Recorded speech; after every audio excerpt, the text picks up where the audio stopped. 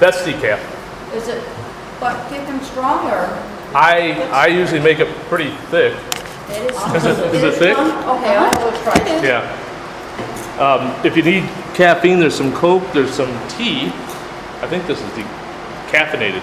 Oh, I just like to have some coffee. Okay, well, enjoy. So, here we are again. Boy, our numbers have thinned out, haven't they? What's going on, guys? Tough week. Tough week. We've all been busy. Holy week and shower and luncheon. Shower and luncheon, yeah, I know. A lot of people. Was a very busy weekend last week, but I'm glad everyone who was here made it. So, we left off on page 71, right? This is kind of interesting. So we were talking about, now it's interesting, we keep talking about it in terms of anger, but what is this chapter really about? What does St. John Climacus call this chapter? Is it about anger? What's the name of this chapter? Do you remember? Meekness. Meekness. And so we're looking at step 8, we're already up there, step 8, on placidity, we like that word, and meekness. No anger in there, right? But for some reason we kind of look at it as, here, actually you can use that if you want. So we're on page 71. So actually we kind of look at this as anger, because a lot of times what he's talking about is really in reference to anger. Now why is he looking at that in reference to anger when he talks about meekness? Yes, let's record it. Yeah, you know we're recording. Oh, no, I do. Oh, you did? Okay. All right, so we're being recorded. So when he talks about this in reference to anger, right? Meekness in reference to anger. Why doesn't he just talk about meekness in reference to, I don't know, something else?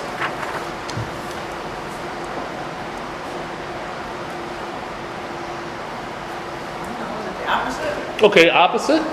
So what I had on here, I was just looking at this right at our study guide here, and on the step here 8, the dispassion is meekness, but for passion, I didn't put anger. I put self-pride. Now I know. Yeah, you could say the opposite of meekness could be anger. What other words would bring to mind opposites? To meekness.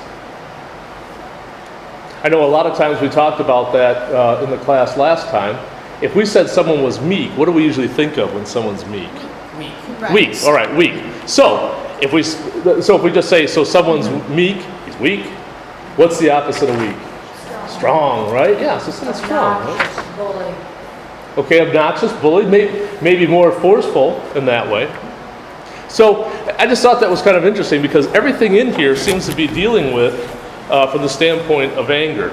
So let's talk about that. We left it on page 71, and we left it on a prescription for anger. Now, this is kind of interesting. What does he say there in that highlighted section? Yeah, it says singing, but very important, in moderation. Singing in moderation can occasionally ease bad temper, but if it is untimely and immoderate, listen to this, it may open the path to pleasure. Oh gosh, we don't want to have that, right? So what is he talking about here? Singing in moderation. Chanting. What's that? Chanting. Chanting, okay. Depends on what you're singing. It depends on what you're singing, yeah, I guess if it's... Prayerful, like you're reciting the prayers through song. Okay. Now, when we talk about that, if we look at the description here that the author says, he says, it is not clear whether he's speaking of singing in general or of chanting, psalms and hymns. Given that he warns against excess, and the possibility of immoderate singing leading to another sort of passion, I'm inclined to think that he is speaking of song in general. All right? So, I mean, I guess even in a monastery, they have other songs to sing, probably. Maybe they're rude songs, I don't know. But they have other songs to sing than just the psalms and things like that. Maybe there's other popular songs. So what he's saying is, sing a song. Now, the author here goes on and talks about it, and he says, well, why don't you go ahead and sing some psalms, right? I mean, we do a lot of those. We did a lot of those during Pascha, didn't we? Father Gabriel was talking about really liking the Shine, Shine on New Jerusalem. I like the hymn to the Theotokos when we do that. I love that. The angels cried to the Lady full of grace. I thought that's so cool. It'd be nice if we could sing that all the time. But, that kind of singing, and it's really hard to, I guess, remain angry or, prideful or whatever else you want to say, whatever you want to say the opposite of meekness is. It's hard to maintain that sort of attitude while you're singing those hymns, those songs, those beautiful songs of the church. And I would say even, I think because when I sing them or when I think about them, I think about them in context of how they come within the church service, right? So every time I think about that, like when I think about, the hymn to the Theotokos, I think about at what time we're singing that. Okay, for me, we're inside the altar. We had just went ahead and consecrated the gifts, and then he's swinging the censer. And so those kind of things are what come to mind for me. And I know everybody probably, if you're in the choir, you're thinking about something else. If I'm flipping pages about that time. Maybe if you're standing out with the crowd, maybe you're thinking about something else, hopefully involving the church service. So there's always something going on. But those are the things, at least for me, that those kind of songs bring back. Now, if you think about a song, maybe, I don't know, something you remember when you were a kid or something like that, a lot of those songs weren't probably worth remembering. But I mean, when you hear a song, you think about, oh yeah, I remember what I was doing when that happened. Yeah. And sometimes those aren't maybe very good memories that you need to be bringing up, especially if you're angry, right? Maybe they were some times when you were angry, as it were, already, and then say, oh yeah, I remember that song, and So I mean, it's important that as we sing, or at least use those songs to, music soothes the savage breast, as they say, not the savage beast, the savage breast. So as you're kind of soothing yourself with those songs, hopefully drawing away from anger, drawing towards meekness, or at least towards that dispassion, hopefully there is some sort of spiritual benefit. So he goes on, and he's talking about here about some of the different songs that we can sing. And he's referencing Ephesians 5:19 down here at the bottom, I believe it's page 71. He says, but surely the best kind of singing for healing the passions is singing of psalms and hymns and spiritual songs, singing and making melody in your heart to the Lord. He's quoting Ephesians 5:19, St. Paul. So he says, for these are not mere songs, but prayers. So, what's he talking about there? What's a good way? I mean, you can't think of a song, right? But what are you doing? What are you still doing? Praying, right. You're singing a prayer, but you're praying. So really, if you look at it from that standpoint, yeah, you could sing a song, but if you sing a psalm, not a song, a psalm, which are all the prayers, those are the prayers of the church, right? Every one of them. How do we start out Great Vespers? What do we start out with there? Psalms, right? Yeah, run right through. I mean, all through the liturgy, right? Mostly the psalms that we're singing. So those are the prayers of the church.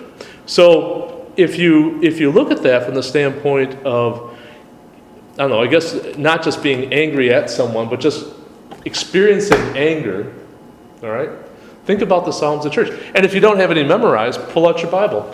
Read through the Psalms. I think it gets your mind off it moves your mind to a better place. Yeah, exactly. And then it gives you time to think too, what really am I angry or there you go. upset at? Yes. And is it worth it?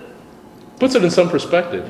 Yes, it does. And maybe that's something, so the thing that, I know, because I've been, in IT for so many years, when they first came out with email, that was a terrible thing, because people would just get on there, the flames, just as soon as they get something, it's like, oh yeah, well, I hate you more, and just send these flames back and forth all the time without really thinking about it. And it's easy to get caught up in that, in the excitement, I don't know, in the, whatever is going on. Someone says something and is wrong, or you perceive as wrong, or they're trying to dish you, they're trying to make you look bad or something like that. And the first thing you got to do is you got to defend yourself and show everybody, and so then these emails go out to one over world, everybody's bosses, and all these other things. And that's always been something that, I've always encouraged people to do before you send a flame back. You read something, you get upset. Before you answer it, even if you want to, go ahead and compose it, but leave it as a draft. And wait 24 hours. Sometimes you don't even have to wait that long. Sometimes just 15 minutes. And you look at it again and going, oh, it's not that bad. Or, a lot of times in my situation, I misunderstand maybe exactly what they're getting at. Some people aren't very expressive, as they're typing it, so sometimes you don't really understand exactly what they're driving at, so you jump to conclusions, Obviously it's got to be bad, or else they wouldn't be sending this email to me and my bosses and everybody else. Well, maybe it's not necessarily bad, or maybe it's not necessarily directed against me. So it's that kind of count to 10. Wait a few minutes, maybe even wait an hour. If you still feel mad, wait. As long as you feel mad, don't reply. And then see. And a lot of times, if you do that, first of all, it's not that important. You delete the email. Or maybe you can soften it up a little bit. Maybe it doesn't need to go to everybody's boss and everything. Maybe you can just reply to that person who sent you that email. Now, it's the same thing as if somebody just comes up to you just in verbal communication and says, this, all right? Now, you have a choice right there. You can either react immediately, which would be the same thing as sending that flaming email immediately. You could turn around and let everybody know what a bad person this guy is by, announcing it to the world, or gossip or something like that. Or you can just go ahead and, I guess, kind of put that email on hold for a few minutes and just, maybe ponder it, maybe be patient, which we'll get into in a few minutes, and just kind of see where this whole thing is going before you respond. Sometimes it's hard. Sometimes you feel that you need to respond immediately, right? You know what really works? What's when that? You're dealing with something like that? Because I had I had a lady go after me through text. Oh, goody. Very abusive. Uh-huh. Started at like 8 in the morning. Like crazy stuff. Was he stalking you? A woman? Yeah. I don't know what she was doing. But I know It wasn't that me. by my silence, I just know by my silence, it angered her even more. Oh, really? Because I would not answer. Mhm. I don't talk to people that I have turned so evil. That's probably I a just good don't idea. speak to them. I don't look at them. They're ghosts to me. Mm-hmm. So, Yeah, and sometimes that's the best way immediately, the immediate Yeah. response. But eventually you might have to. I mean, if it's someone that you can avoid, that's easy. But what happens if it's maybe a family member, not in your immediate family? Usually you can take care of that. Yeah. But a lot of times somebody in your not so immediate family, like in-laws, or that circle starts expanding, and you kind of have some. I mean, I've had that before, and kind of getting funny emails and stuff like that about all the things I have to do, and you kind of, and you're just like, your first response is nothing good, and then after you give it a little while, let it simmer for a few minutes, then go ahead and read it again, and then you can kind of, I just still think silence is the best. Not that we're supposed to have revenge, Right. but it's a peaceful way of making a bad situation. Yeah. That's just my opinion. Yeah. Depends on what end you're on. I got one right now with my sister-in-law, and silence, Well, that's family, but Yeah. she's letting it fester by not taking action. Uh-huh. It's just festering, festering, festering. All it would take would be an apology or I misunderstood, something that simple. But instead of that, well, I'm not doing it. Yeah. Well, in that case, I always think of the proverb where they say, do not repay evil with evil, but repay evil with kindness, and that way you heap burning coals on their head. And when I kind of stop and think about that, I think, well, that's pretty cool. And I go, wait a minute, heap burning coals on their You're head, doing the same thing back? but you're not repaying that evil. What that is that heaping coals is something that they feel because they realize that what they have done was wrong. So the guilt is on them, not on you. You repay, if someone comes by and does something evil, whether it's something they say, something they do, the first reaction would be to do something back, or at least try to do something where you feel that you've been justified, or at least vindicated, something like that. You had to get back. But if you turn around and repay that with kindness, which is something they probably won't expect, then even though it might not be apparent to you that they get it, but a lot of times when they come back and they sit down and think about it for a few minutes, a few days, a few weeks, a few years, they might go, wow, I really did something mean. I said something really mean, and instead of them turning around and saying something mean back or trying to get even with me, they ignored me, or they just said something kinder, and they took the higher road, I guess. You would be a pacifist in my book. What's that? You would be a pacifist in my book. A pacifist. You would be meek. You would definitely be a meek. Well, I mean, yeah, but I mean, true. But I mean, is that meek to weak or meek to strength under? Yeah, I mean, I find that it also changes the trajectory of the relationship. Oh, If yeah. you respond, you don't take part in it. Mm-hmm. They may never like you, but at least you'll probably never come to those crossroads again. There you go. Because they didn't know what to do with your response. Yeah, exactly. I mean, what do you do with a kind? I mean, if it's a kind word, I mean, not a sarcastic, no, but I mean, really, and say, okay, I'm sorry you feel that way, but I still love you because you're still my sister-in-law, or something like that, or just something like that. Popcorn, excuse me. I still love you. Practice. Say it with me. I still love. And Here, help me. Now here's the thing. You got to remember. We're told that we have to love everybody, right? I'm going to confess. Well, you got to love everybody, yeah. Now, do you have to like them? No. No. You have to, be best buddies or something like that? No. But you do have to love them. That's hard. How do you love? Especially when it's a sibling. Yeah, exactly. How do you love? Please, explain.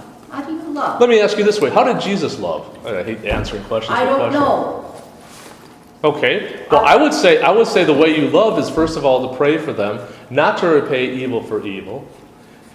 Let them know that you love them, in spite of the fact that you may not like them. Now, that's a big difference. It's not being a liar or hypocritical. It's just say, look, I still love you. I don't wish any evil on you. I will pray for you, and then leave it at that. You don't have to come back as being martyred. You don't have to come back as being, sainted. Now, see, I wouldn't consider any of that love. I consider that normal, but I wouldn't consider that love. But that's really what. So that's when I asked you, what do you mean by love? I misunderstood. Yeah. So think of it, philos. All right, what's philos? Okay, if you talk about love in the Bible, how many different loves are there? 5. 5, okay? And each one of them means something different. So for us in English, we have love. Well, I love you like I love chocolate. I love you like I love my dog. I love you like I love my wife. I love you like I love, a bright sunny day. You have to qualify. But instead of that, within Greek, right, they have philos, which is the brotherly love. And that's the kind of love that you should have for everybody, right? Philos. Now, what's the other one? What's the one that we should have for the brethren in the faith? Compassion. Agape. Good. Agape. All right. Now, That's I have love for her, Mhm. but I don't like her. But that's see, fine. When you say love, I'm thinking, No, see, no. And that's why I said how many different kinds of love are there? Because when we look at that in our own imperfect language and imperfect understanding, we only have one word for love. It's love, right? If it's anything less, it's a like or kind of like, and then you have to qualify it. Love you like chocolate ice cream. Love you. You know what I'm saying? Whereas in the New Testament, they had all those 5 definitions, which meant different things based on the relationship. Whether it was eros love, whether it was agape love, philos love. What was the otge one? Storge or something like that? Storge? Like the mother love, the love for a parent to their child. Yeah. So you're looking at different kinds of love, and that's how they understood it. Just like the Eskimos have 200 words for snow. Appreciate it. I mean, I don't know. I don't know. Come on, Ellen, look that up for me. 201. Okay. 201 words for snow. But I mean, that's the whole thing. I mean, they don't have slush. I mean, snow. But I mean, that's the kind of thing. So when you look at it from the terms of love, what kind of love are you expected to have? That's the kind of love. If they are the brethren, if they are Christians, it should be an agape type of love. Okay, then I love her. I don't know that, that I can pray for her. Yeah, but I exactly. That's it. That is it, because there's nothing more that you can do. I love my sister-in-law. There you go. And we're not. You gotta yell that. You gotta whisper that a little bit louder, Helen. My sister-in-law. Wonderful. There you go. Doesn't that feel better? So wonderful. So, anyways, where were we? So we're talking about anger. Now, moving on, he comes into another part here where he's talking about admonishing others without anger. So here's what he says. He says, this is St. John Climacus, you wish, or rather have decided, to remove a splinter from someone. All right, a splinter. Very well, but do not go after it with a stick instead of a lancet. You know what a lancet is? Okay. It says, for it will only drive it deeper. Rough speech, harsh gestures are the stick. Well, even-tempered instructions and patient reprimand are the lancet. Reprove, rebuke, exhort, says the apostle. That's in 2 Timothy, not batter. Now, what does he mean by that? We talked about this a little bit before in one of the other chapters. Who should we be hating? What should we be hating? Probably better. What should we be hating? Sorry? The behavior. The behavior, the sin, right? We hate the sin, we love the sinner. That's the important concept that he's talking about here. Now, if you hate the sin, then you will address the sin. You will address the action. I mean, this is almost like child psychology 101 or something like that, right? You're a bad kid. No, what you did was bad. And that's essentially the same thing that they're saying here. It didn't take psychology degrees for St. John Climacus to draw that same conclusion. But that's essentially what he's saying here. What we want to do is be able to understand that we're separating the behavior from the person who's performing that behavior. And that behavior is wrong. That behavior is not how we do things, either in the church or in our home or something like that. But as he's going on here and he's talking about trying to use the lancet or like a Spirit. tweezers. Okay, let's say tweezers. Something very small. A surgical instrument used to be a lancet. And so you're going to use a pair of tweezers or something very delicate to remove the splinter rather than coming in there with a stick. I mean, all you're going to do is cause more damage. And that's what he's trying to say. And really, it gets back to, what was it, Matthew? What does that sound like? It sounds like something Jesus said. Oh, the eye of a needle. No? Splinter in the eye. Yeah, splinter in the eye. How can you see the cinder in your brother's eye when you have a log or how different interpretations, or when you have a tree in your own eye? That's the same thing, right? There's those kind of degrees. That's kind of what he's talking about here. You got to remove it delicately. And as he says, rough speech, harsh gestures are the stick. Now he's talking, it's kind of interesting here too. He's saying it's not just our speech, but our gestures as well. Right? Yeah, body language. Yeah. And that usually says more. What's that? Yeah. Oh yeah. Yeah, it's like, yeah. Or this. My dad always used to do this. That was it. And unfortunately, done. Your generation. And so I used to do that too. She talking just like this. Oh, she used to hate that. That was always his symbol. It was German, so it was quatsch. So it's like quatsch. That was it. What is? Always this, but it's just like, That's it, discussion's over. Nothing more to say, didn't want to hear it. Or talk to the hand. Oh yeah, there you go, talk to the hand. It's like, are you kidding me? I didn't say that. So we need to make sure that we choose it very carefully. Rebuke, exhort, says the apostle, but not batter. Likewise, St. John Chrysostom writes, he says, no matter how just your words may be, when you speak with anger, you ruin everything. Isn't that interesting? What's going to happen if you come by and you tell somebody they do have a splinter in their eye? Hi, you got a splinter in your eye. They don't want to hear it. Or it's like, hey, dummy, you got a splinter in your eye, right? You could say, you have a splinter in your eye, maybe can I help you remove it? Something like that. So I mean, the tone of your voice. Tone of your voice, your gestures, everything, even though it's justified, get that stick hanging out of your eye. Get that out of your eye. It's like that text. She means very well, but she comes across very rough.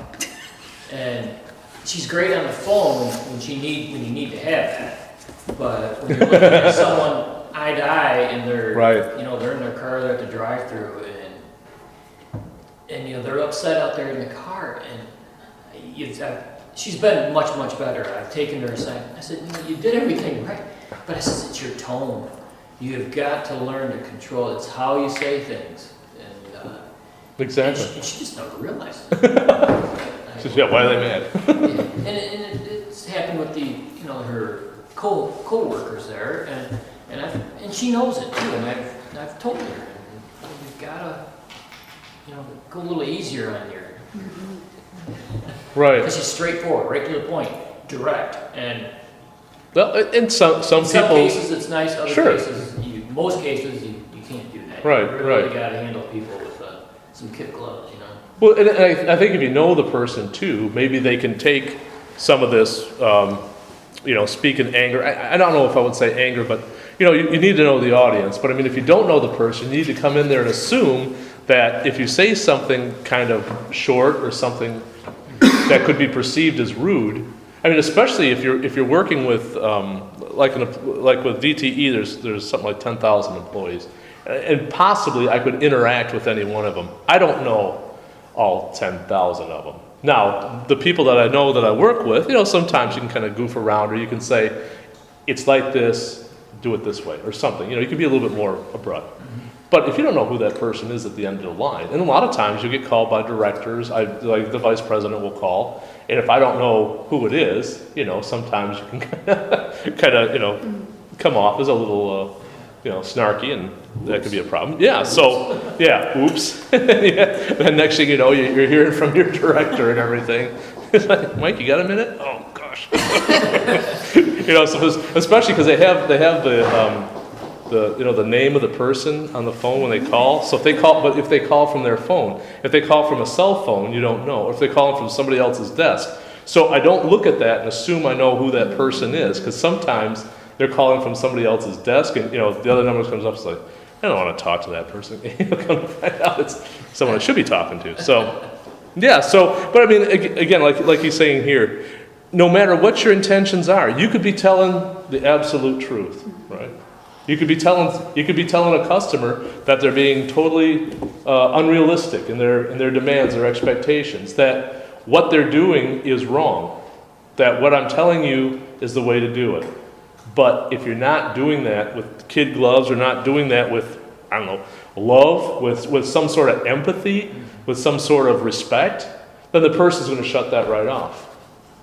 And then you ruined everything, like he says. You ruin everything by doing that. So it's a practice. You whether you're dealing with family members, and sometimes you tend to, or even with friends, like here at church, sometimes you tend to be, I wouldn't say take them for granted, but it's like, you kind of think of, well, that's so and so. That's either my family member, or someone here, my family member at church.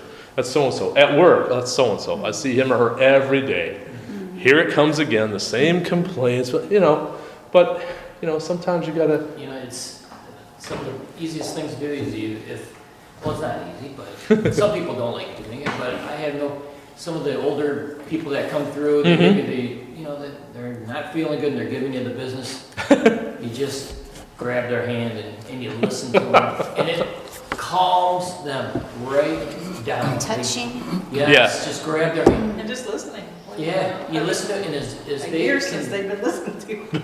Probably. I mean, the anger towards you can see it and you can feel it, but then when you do that, the situation just You're giving them goes some away. compassion, you're recognizing and Exactly. respecting them. That's why you need to come back to CIA. See? Yeah. We need you. Yeah, but that's a good point, Ellen. That's exactly what we talk about in compassion in action is that thing exactly. Just being that presence. That's all it has to be. Sounding board, I guess. I don't know. Not But even you can't be- sounding board, just there. Just there. Well, that's what I mean. You Just don't even have to pay attention. no. I mean, just to be there, and they could be upset. They're not upset at you. They're upset at their situation, whatever that might be. And sometimes it kind of goes on and on. Sometimes it seems like they're yelling. Sometimes it seems like they're unhappy at you. No. But exactly. But they're not. And you need to be able to. And that's why, especially if you look at it from the standpoint of compassionate presence, that you can pull yourself out almost like, for me, it's almost like an upper body experience. It's like, and I'm looking here and I'm kind of observing me standing there, in front of this person while they're going on and on about something. But I mean, that's how you have to be. But just your presence there, you don't have to, I know we practice that. What do you say? Oh yeah, I know, I've been there before. Tell me about it. Yeah, right? Souvenir. Yeah, exactly. No, what you do is you let them talk. You don't understand their situation, and it's the same thing there, and that can diffuse a lot of problems. Also, it's giving that presence that they probably haven't had anyone talk to them in a year. But it's true. As babies, when you have babies, they tell you, psychologists tell you, they need to be touched. Oh, yeah. They need that physical. It's just the same as they get old. As you get older, Well, that's a good they're point. alone, they're by themselves, and by grabbing just by touching their hand, I mean, you can just see them. They just not. They just, because it's been probably a long time since anybody, even put their arm around. Right. The older people. That could These be. are your customers, these are people you know, and so they feel comfortable speaking to you too. They do, and most of the time, like you said, the anger is not towards you. No. It's towards whatever happened to them that day. Sure. The system that's going on. And Sure. So, That's wonderful. you just find little ways to do things, and you can see, and that's why the clerk that has the issue with the tone. Mm-hmm. Just realize what you're doing and who you're talking to. They're usually older people, and they got a lot going on Sure. their day. You're probably the only person you're talking to. That's a good point. It's just human nature. Humans, we need that physical or to be around people, and I don't understand why people want to get their own apartment. I want to be part of a commune, I tell you. I've got 3 other brothers. You want to move in with your daughters? That's great. To get up in the morning and have Did you someone see else the around. eyes roll? That's the way it should be. I didn't catch that. I don't want to wake up and go down and have a cup of coffee and no one there. They were cats.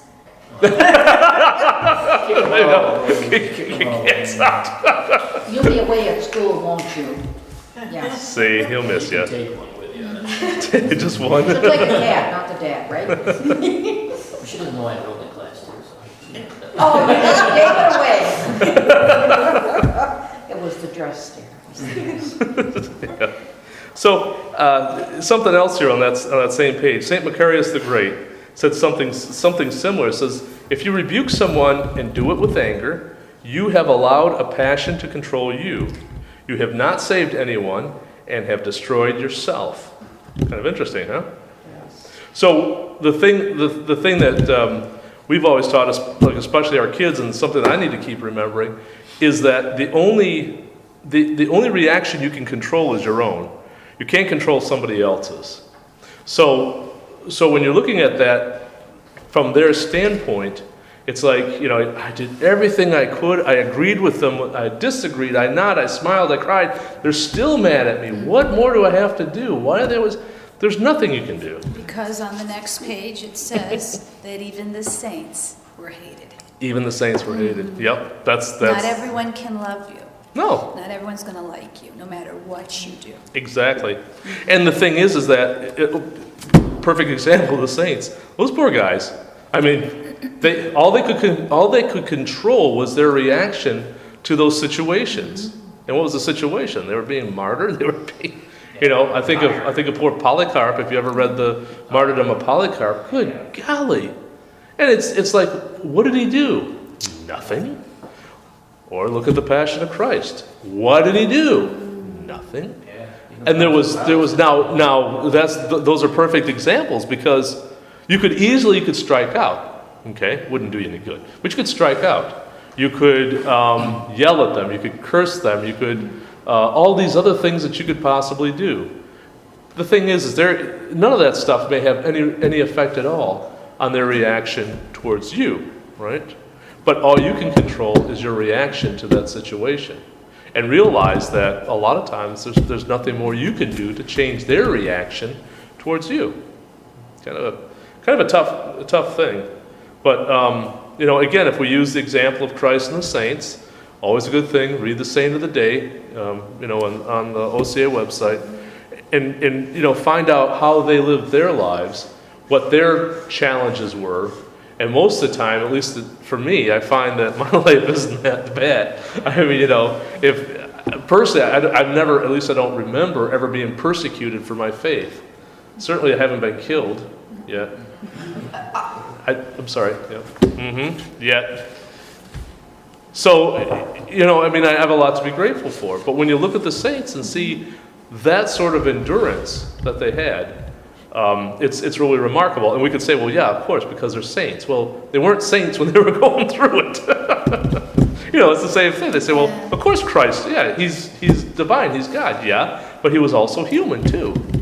And he felt the pain, and he felt all the other things that we would feel as we're being beaten and stabbed and, mocked and everything else. And the saints felt it too. I mean, they weren't saints until after they went through that. We have to remember that as I don't well. think they went into that with the idea, well, I'm going to become a saint.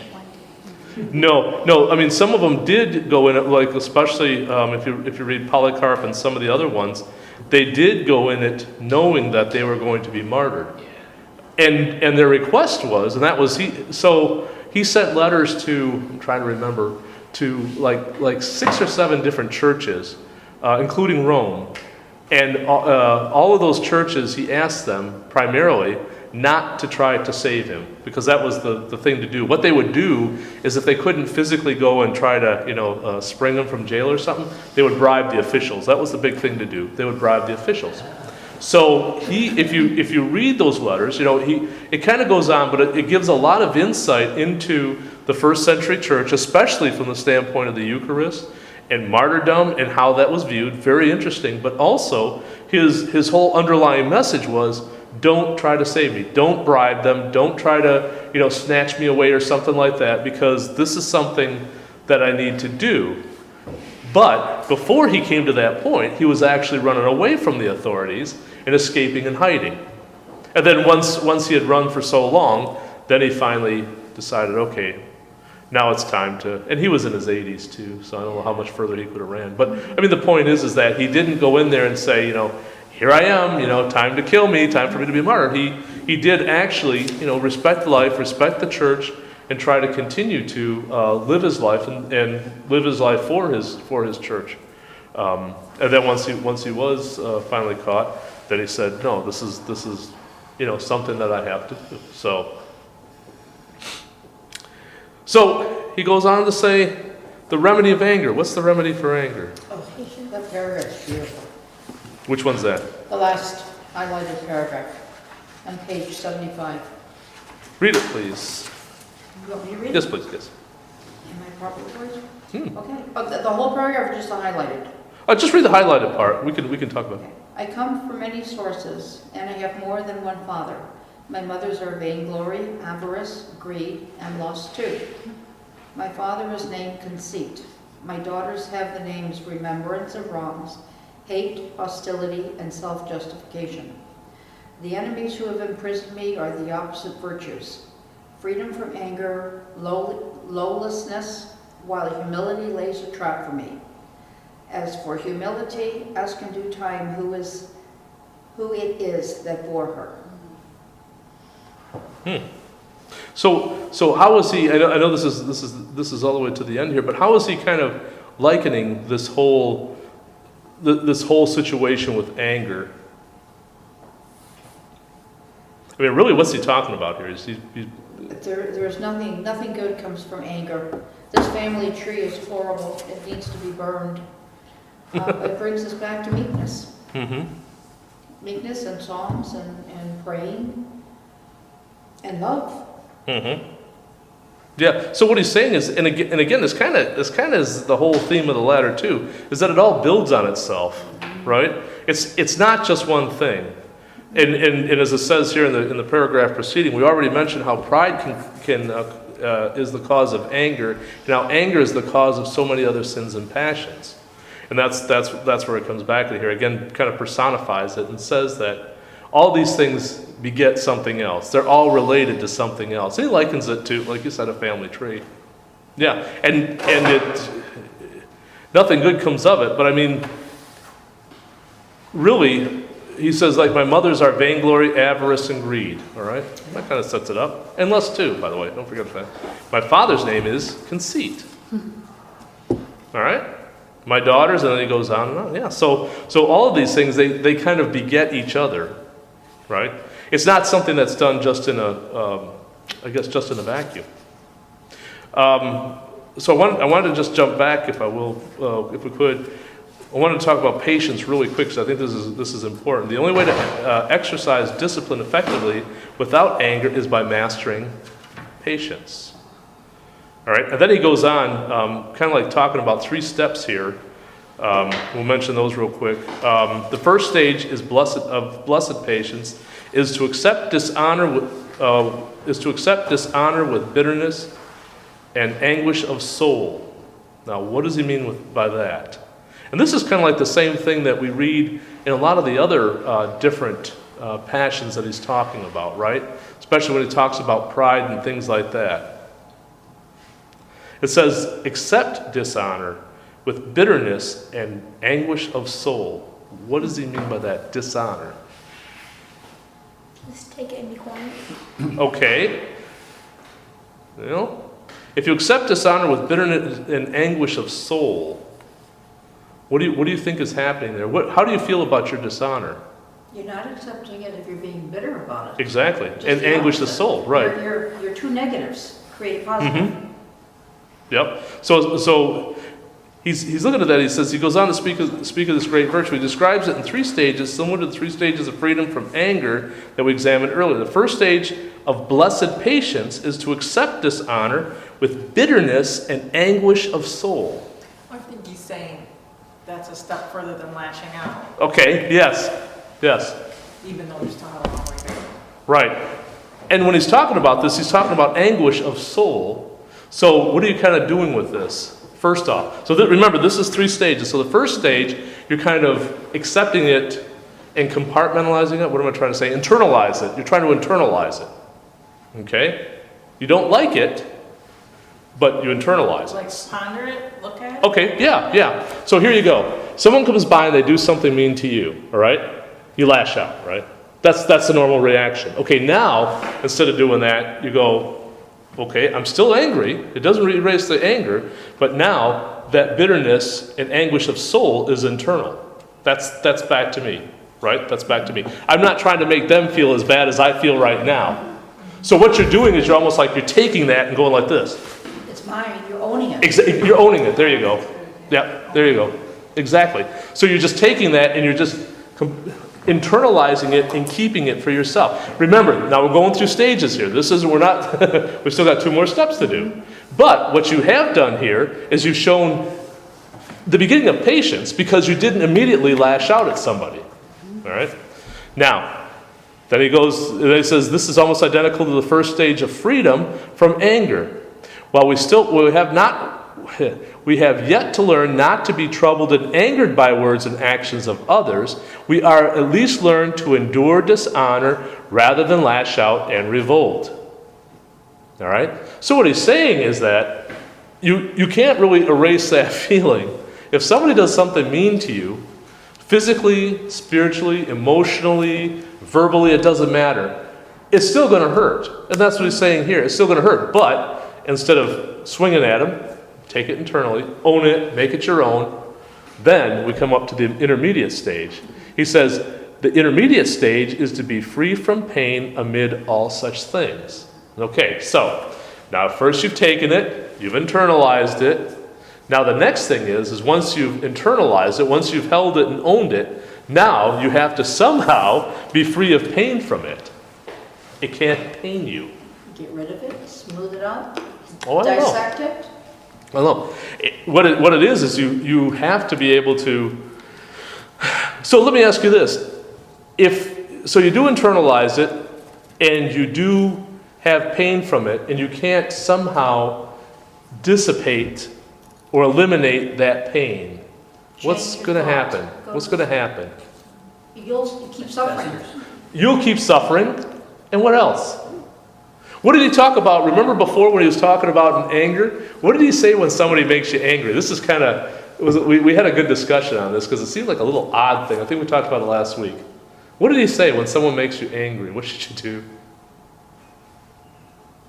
do? Yell at them, be angry, right? It was kind of a confront them. Remember? It was kind of like, huh? And then he goes on and says, well, remember, I sat outside the cell of all these monastics or all these hermits, and they're in there yelling and screaming and reliving this episode over and over and over again. And it's just kind of eating them, right? He said if they would have confronted it, now again, how do you do that? That's where all this comes in. All right? You need to confront that. I don't think, personally, I wouldn't do very well yelling at somebody because I would be concerned that it would escalate and you say something that you didn't intend to say. You know how it goes. You get and then pretty soon you start, you don't want to do that. You need to be able to control that. But his point is that you angered me, or you did this that angered me. Give it back to them. Explain it back to them. Yeah, explain it back to them. Let them know. But that way, you've dealt with that and you've gotten rid of it, right? Because as he's talking about here, it says the intermediate stage is to be free from pain amid such things. So if you can somehow dissipate or eliminate that pain that you're feeling from that injustice or from that dishonor, whatever it is, right? Then you're not holding that inside. You're not boiling that over. Not only is that destroying you, but also, as St. John was saying, when he was sitting outside these cells, these monks were fighting that fight over and over and over again. Yes, ma'am. Yeah, Deacon, this all sounds beautiful, but what have you got someone you're sharing this with? What, talk to the hand. Let me explain, you hurt my feet, talk to the hand. And you're not able to explain to them or get them to even know that they've hurt you. You know, care less. let me tell you something. I firmly believe that if you got to that point, they know they hurt you. And they accomplished what they wanted to do. And that was to hurt you. Yes. That's why they keep doing this. And you go, but let me explain. This is what... They've done it. Now, what do? You can say, okay, you hurt me, now it's my turn to hurt you back. No, you explain it once and walk away if it's keep talking to them. Right. But that's what we're talking about here. But when you take it and you walk away, you're bringing that with you. It's not going to sit there and lay on the floor, right? It's still there with you. Every time you see that person, there it is. Now, you need to be able to, again, when we talk about you can't affect their reaction, only your own. Now you have to think about, how am I going to go ahead and dissipate that pain? Because that's really what we're looking at. Pain from what? I don't know. If it was hits you, it could be a physical pain. But most of the time, it's an insult. It's an injury to your pride, right? It's your pride. It's like they won't even listen to me. They won't even acknowledge that I'm even here. Yeah, it's all pride. Now you could say, well, I don't have any pride, so I don't care. No. You do have pride. You should have pride. But that pride shouldn't become that driving force that's going to cause you to seek revenge or cause you to keep that inside and let it boil, let it fester, just kind of stew for a while. Now I can go ahead and really think of some good things that I can say to them or some really neat things that I can do to them because I had plenty of time to think about it. It's like, it's just like, kind of exaggerating, but I mean, that's the whole thing, the Jekyll and Hyde, because on the outside, but inside you're just kind of, and kind of thinking about some things here. All right, so you have someone, they've caused you pain. You've explained to them that I've been hurt by you. Right. And they say, well, I didn't do anything wrong, but Okay. you've explained this. Right. And that's as far as you're going to get. And I have that situation Right. with somebody. And now all I can do around that is I can be polite, but I don't find myself going out of my way to be loving or anything. Well, so... I can't be trusting with this individual any longer. Well, and maybe not. Maybe you can't trust them with your feelings. Maybe you can't trust them with your money. I don't know. But the thing that helps me, and I'm no expert at this, is every time I see that person, it's like I start over new. All right? So the last time we left, maybe it was on bad terms. Right? Maybe it was, whatever, this thing, or maybe we were yelling at each other. Okay, that was then. Now let's start anew. Hi, so-and-so, how are you? If they want to continue the fight, fine. We can go ahead and we can leave it at that. Nothing I can do about it. But I did everything I could to try to reach out to them and start out new. Okay, Right? all right. You've done everything you could to reach out to them, start out new, and it's over and done with. You don't want a relationship anymore with the person. You can be polite, but you don't want a relationship. What if they come back and they want a relationship with you again? And they're pushing for a relationship. They miss with your you. friendship. There must be something. Yeah, there must be something in it for them. And I guess we're talking hypotheticals. Then why wouldn't you want to? I don't want to, because I think the only reason this person's coming back is it's their guilt. Well, see, now you're reading something into it. Maybe they do like you. Maybe they like your company. Don't sell yourself short. I mean, seriously. You don't know. Did you ask them why you want to be friends again? It's a legitimate question. It's like, well, You know what I'm talking about. no, but I mean, I know. Yeah, but I mean, and again, it might be like the immovable rock or something like that. I don't know. But you have to figure out how to do that. But whatever you do, you have to do it with love, you have to do it with patience, and you have to do it in a very Christ-like Christian manner. Then, you can say, I've done everything I can to be your friend and to love you. I have to love you. Here's the way that sounds. I want to love you, but I don't have to like you. And that's it. And if you don't want to, that's legitimate, in my opinion. You don't have to turn around and everyone who comes by and say, I want to be your buddy. You got to be their buddy. Okay.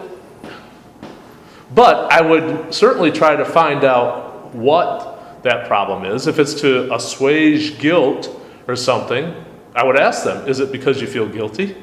And see what their reaction is. I'd probably get a reaction. Is it because you really like me and you really want my friendship? Well, then, I don't know.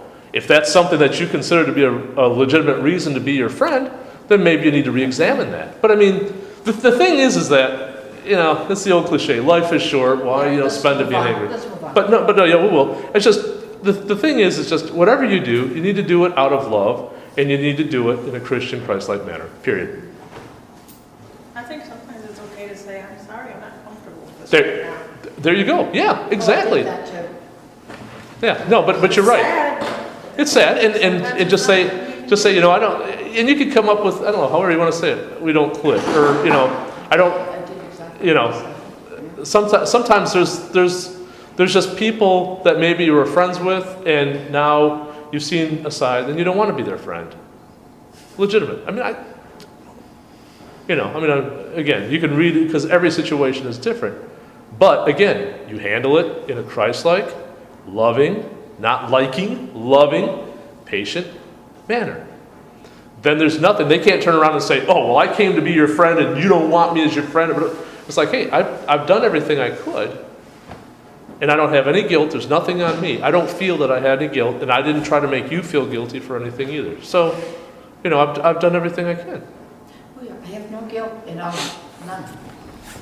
Yeah, well, and good, and that's the way you should be as well, as long as you feel that you've handled the situation. Again, patience, love, Christ-like manner. And again, you can't control that other person's reaction. No.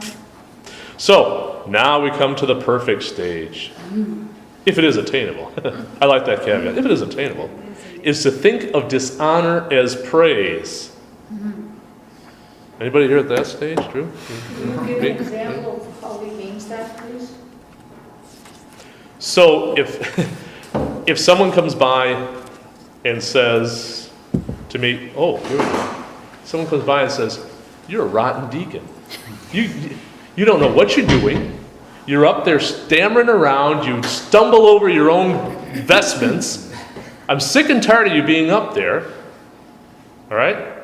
Now, I come back and I sit and think, oh my gosh, I'm up there for an hour and a half, 2 hours every Sunday. This. And then this person who's standing out there has the nerve to turn around and say, I don't know what I'm doing. I'm not doing it right. I'm, making a mockery of the church and all this other stuff. All right? Now, what do I do? Now, I could say, you say as praise, you could say, so how do you turn that around? Say thank you. Thank you. You can say, thank you for your stupid opinion. No! Oh, okay. Well, you can say, I'm glad you're watching. That would be a good one. Thank you for noticing something. Yeah. Well, yeah, and that's the kind of thing, it's like, look at it from the standpoint, and again, this is kind of a tough phrase here, to think of dishonor as praise. But what you want to do is you want to look at it and say, okay, I'm not going to get upset about this. I'm not going to let my pride get in front of me and get ahead of me and start turning on this person and say, oh yeah, well what about, and then start going on them, and then pretty soon doing that. Or you start break down in tears, and you don't love me, and then go run in a corner, or quit because someone says you're doing a terrible job. Right? So, if you turn around and say, okay, I want to look at that as praise. How do I do better? Ask them how there do you I go. do better. Yeah. What parts will I do? Yeah, what do I do Where wrong? do you feel I messed up? Yeah. That really happened this Sunday in church, but with the choir, some man was yelling out, God, they suck. Did you just hear that? Yeah. Yeah, he just I didn't hear that. full-blown Thank God. cutting the choir down. We bombed on the last Christ is Risen song. And I someone's... didn't, I didn't pick up on my soprano. Oh, okay. So I just didn't sing, Yeah. let the men have it. Yeah. And if I can't hear my note, And I don't someone sing. said that? Yes, they did. Clearly they did. They're Out loud. terrible. And then had a big discussion about it, but I'm not naming names, and the initials were HD. But I'm not going to go up to him, I'm sorry you feel that way, because I don't care. Yeah. Well then, so there you go. So it didn't cause any anger, right? No, I thought it was funny. But Deacon, if someone came up to you after service, all right, now we just talked, Rebecca, I'm sorry, did I cut you off? No, Helen.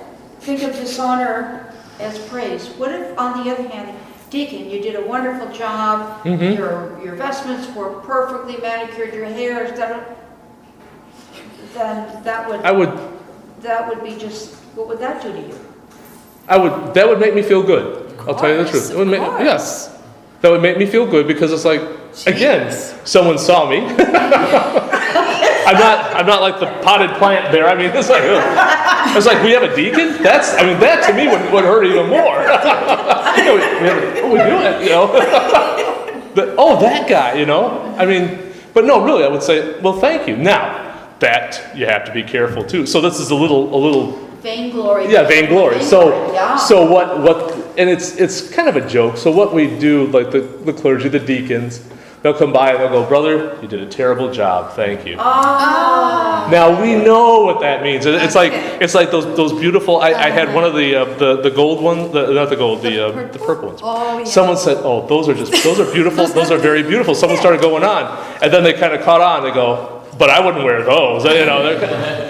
It's that kind of thing. It's more of a joke, but the idea is, you're a little bit more careful with your praise because you don't want someone to get a big head. You don't want vainglory to come in there. And pretty soon, then what happens is, wait, I had all these people telling me I'm doing such a great job. Right. When somebody comes by and says, Hey. you're doing a terrible job, you're ugly and all this other stuff, then you're like, oh my gosh, that can't be true. Yeah, that's right. That can't be true because all these other people have been praising me.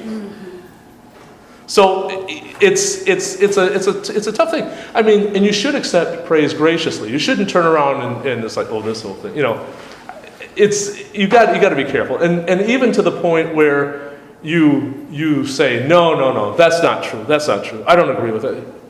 As your own pride in itself. That's kind of the vainglory too, where you turn around and deny it. Say thank you. Be gracious. Someone just gave you a compliment. Sometimes those are few and far between.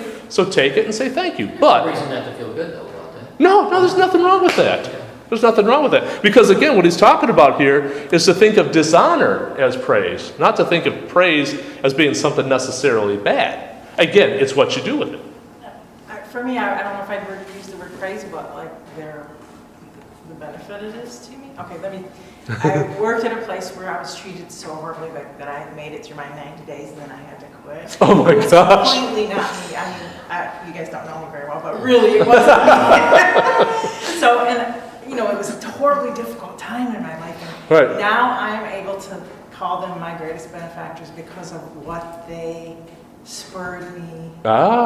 See? Yeah, exactly. Because of how they treated me. I'm Right. a better person now. Right, see? And I don't mean that in a vain way. I mean, it was soul searching And changes. exactly. And who knows, maybe those situations, I mean, I don't think, God's up there pushing the smite button. I do think, as we see throughout the Bible, that he does lift his protection, like to the people of Israel. He would lift their protection, and next thing you know, here come the Philistines, here come the Babylonians, carry them off.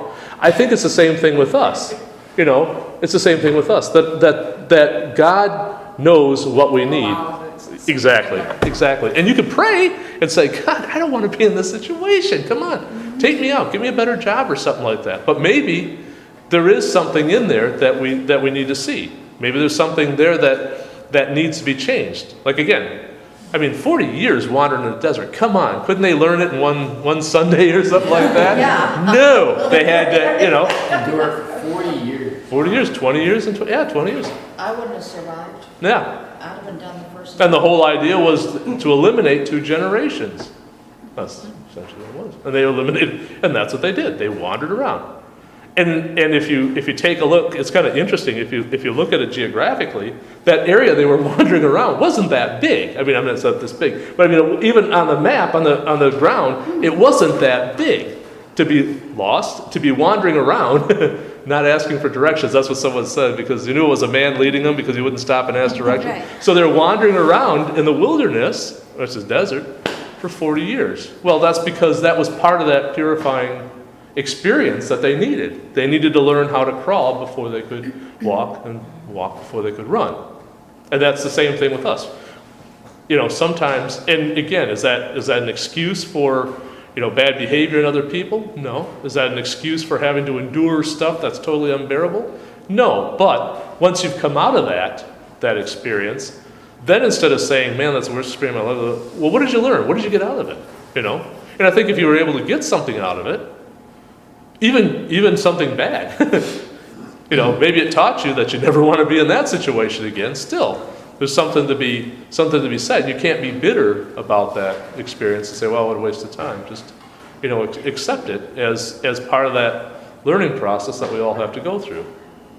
They say God gives you the good, but he also gives you the bad. Well, yeah. You won't know you have one unless you have the other. Yeah, well, yeah. That's true. That's right. How do you know holiness if you don't know sin? Yeah, people. If you don't know Evil. Oh, evil. I'm sorry. So you people. Oh, yeah. Okay. Well, that's a good point. Helen, why do I always think of the word? No. Don't mention my name. But yeah, that's right. I mean, it's that diametric opposition, between the two that makes it so obvious, right? If we don't know pain, we won't know pleasure. If we don't know a rainy day, we know how nice a sunny day is. Maybe we'll do that's kind of silly, kind of philosophical, but really it isn't. And it's those bad times that help us appreciate the good times. Makes you run to the good. There you go. Yeah. Make you understand the benefit from them too. And what did you learn? What did you get out of it? I mean, even if you learned you never want to work there again, good. You got something out of it. Yeah. Maybe that's the lesson you needed to learn. But yeah, so the perfect stage, if it is attainable, is to think of dishonor as praise. And I don't. It's hard to kind of parse the words, but I think what he's saying here is that praise is good. Praise is what we want. And so, by the same thing, understand that we are going to have dishonor, and it shouldn't be something that we should fear, we should hate, and we should necessarily run away from. He writes, imagine how life-changing it would be to rejoice in what others think of as causes for sorrow and anger, to find joy in what is otherwise a cause of so much sin and misery. The holiest of people, even the saints, are not those who are loved and honored by everyone. We talked about that. Even these blessed people have enemies. Even these are hated. To be holy is to transform our response to that hatred into love and joy. And I would say that's a lot harder than even striking out. If all were saints, we would be living in a perfect world, for it would be a world in which sorrow is joy, in which absolutely everything, however bad, is a cause for thanksgiving and gladness. Well, loving his will. Exactly. His will that I'm There you go. You don't have to necessarily love the situation. I don't love having a flat tire on the side of the road. But, what are you going to do about it? It's those kind of situations. And I think if you could handle that with patience, with love, the tow truck finally comes after you've been sitting there for an hour or two, and what's your first reaction? Well, it's about time. Where have you been? I've been sitting here on the side of the road. Can't you see me? I'm pretty obvious. Maybe we could be a little more thankful, a little more joyful. Sure, it's his job to come and get you. Maybe you had to stop and get a coffee, a donut on the way. I don't know. You don't know. But the thing is to show a very Christian response. Because again, you can yell at him, and maybe it's going to take even longer to get your car on that flatbed. You go, I think it's time for... It's going to be even more expensive. Yeah, exactly. He'll take the long way around or something. By the time he gets you to the service Wander station. around the freeway there. Yeah, so sometimes there is a benefit. And then finally he says humility is a remedy of anger. And we read that last paragraph, which is really good, because we can see that all of these different these different passions are the result of a passion and beget other passions. They talk about their daughters, the father and mother, husband and wife, all of these things. So again, none of this stuff happens in a vacuum, right? We talk about that when we talk about sins, especially, right? The victimless sin. I always like that discussion. Yeah, there is none. You could say, well, if I take drugs, what's that to you? I mean, I take drugs, I hurt myself, I die, so what? Well, there's a family involved. there you go. You have family, you have friends, And you took drugs from someone who might have really needed them. or you're supporting somebody who's out there selling drugs. Who knows? He might be selling it to kids. He might be selling it to people, He might other be selling it people. because he needs the money to feed his family too. Might be. There's a two-edged sword to all of it. Mm-hmm. Yep. In that case, you would be helping him. Yeah. So you should buy drugs. That's good. It depends, you should buy drugs. I have a license. Yeah, but are you selling them out of the trunk? Oh, I don't know. None of my business. None of my business. Too much information. This is being recorded. I know, it's being recorded. Yeah, not confession time. So, we have six more minutes. Part 3, the spiritual passions. And we'll just go ahead and we'll talk about the opening paragraph, and then we'll stop there, because this is a good one. And this kind of gets back to I mean, all of these things. I think Saint John Climacus does a good job dividing these, because personally I see the whole thing as being like pretty much a blur. I can't. It seems like each one of them. We say that they're progressive or they're cumulative or whatever. Along the way, but it seems like he's doing a good job at trying to separate these. And again, the whole metaphor of the ladder is so that you can see the progress as you're moving from one step to the other, that you can see that these do build on each other, right? But also you can see that there's almost like a common thread that runs through all of them, that it seems like we keep going back to some of the same themes, right? Like pride, anger, things like that. That seems to be a common theme. Remembrance of wrongs / malice, step 9. Remembrance of wrongs comes as the final point of anger. All right, so again, now we're still with anger. It is the keeper of sins. It hates a just way of life. It is the ruin of virtues, the poison of the soul, a worm in the mind. It is the shame of prayer, a cutting off of supplications, a turning away from love, a nail piercing the soul. It is a pleasureless feeling cherished in the sweetness of bitterness. Wow. It is a never-ending sin and unsleeping wrong, rancor by the hour, a dark and loathsome passion. It comes to be but has no offspring, so that no one need not say much about it. What? A lot of trees in this book. Ew, that is pretty dark. Pretty dark. So we'll go ahead. We'll break there, but go ahead and please read step 9, and we'll take it away in our next meeting. This is pretty interesting too. It kind of and again it comes back to a lot of the things that we have talked about before. Being able to let go is really the theme of this is letting go. What do I have here? Step 9. Yeah, forgiving completely and holding a grudge. That's what I said. The passion is holding a grudge, and that's kind of where the way I see it, as far as remembering of wrongs, we're holding a grudge. Now you can say, well, I don't do anything to that person. I don't, every time I see them, I don't, confront them with this or something like that. But if you're holding that grudge, then you are really fighting with that person every day of your life until you can somehow let that go. Even if you're not sitting there in your room and yelling at them or something like that, you're still fighting that person every day when you're holding that grudge. So think about how many grudges you hold and think about how many people you're fighting. Count the hairs, the gray hairs. That should be enough. Oh yeah, count the gray hairs. Yeah. So Gorgeous. we'll leave it at that. Any questions? Any comments? Deacon, how are we supposed to be filling this out, passion, dispassion? So what all I've asked with this, if you read about their passion and dispassion, that says, what do we think of when we hear the word passion? Should be a work, not word. Is passion an activity, verb, or a feeling? All right. So what I'm asking here is that when you read these, think about what the passion is and what the dispassion is. Now, most of the time, he's talking in terms of dispassions, right?